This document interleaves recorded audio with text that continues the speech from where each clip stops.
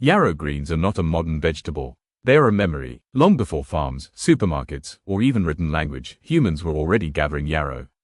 Botanically known as Achillea millefolium, yarrow belongs to the daisy family.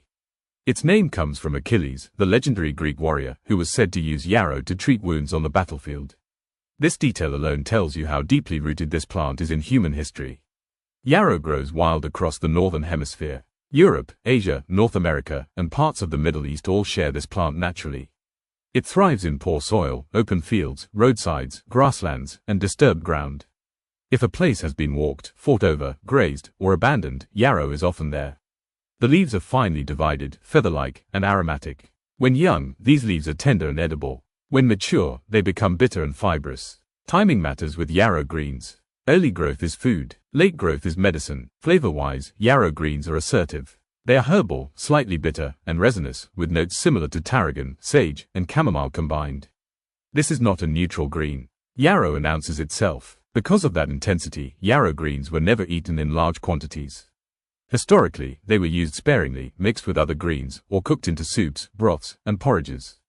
Balance was the rule. Nutritionally, yarrow greens are dense. They contain vitamin A, vitamin C, potassium, calcium, and a wide array of bioactive compounds. These compounds are why yarrow was valued as both food and medicine. Yarrow stimulates digestion. It encourages bile production, which helps process fats. This is why traditional cuisines paired yarrow with heavy or fatty foods. It was not accidental. It was functional. Medicinally, yarrow is legendary. It has been used to stop bleeding, reduce inflammation, ease digestive discomfort, and regulate circulation. The same compounds that make it medicinal also shape its flavor. From a survival perspective, yarrow greens were crucial. In times of famine, war, or migration, people relied on wild plants. Yarrow's abundance and resilience made it dependable. Agriculturally, yarrow is almost indestructible. It spreads via rhizomes and seeds. It tolerates drought, cold, heat, and poor soil. This resilience made it a symbol of endurance in many cultures. Unlike cultivated lettuce or spinach, yarrow was never fully domesticated. Attempts were made, but its wild nature persisted. This preserved its strength but limited its mainstream adoption. Culinarily, yarrow greens are best cooked lightly. Raw leaves can be overwhelming. Brief blanching reduces bitterness while preserving aroma. They work well in soups, stews, egg dishes, and herbal sauces. In traditional European cooking, yarrow appeared in spring green mixes. These seasonal blends combined dandelion, nettle, sorrel, and yarrow. Each plant contributed something different. Yarrow brought structure and digestive support. In indigenous North American cultures, yarrow was both food and first aid. Leaves were eaten, teas were brewed, and poultices were applied.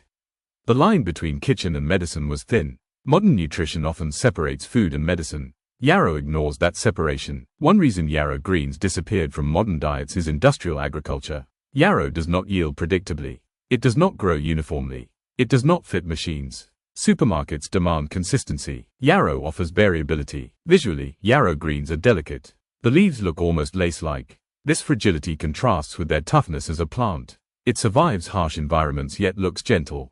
Culturally, yarrow symbolizes healing, protection, and persistence. It appears in folklore, rituals, and traditional remedies across civilizations that never interacted with each other. This parallel discovery is telling. Yarrow is also ecologically valuable. It attracts pollinators, improves soil health, and supports biodiversity. Growing yarrow benefits more than the gardener. The biggest mistake with yarrow greens is overuse. Strong plants demand restraint. Historically, people understood this intuitively. Modern experimentation sometimes forgets it. Another mistake is confusing yarrow greens with ornamental varieties. Not all yarrows are suitable for eating. Knowledge matters. Yarrow greens are not trendy. They do not photograph loudly. They do not promise instant results. They endure. Eating yarrow is not about indulgence. It is about continuity. It is about remembering how humans fed themselves when convenience did not exist.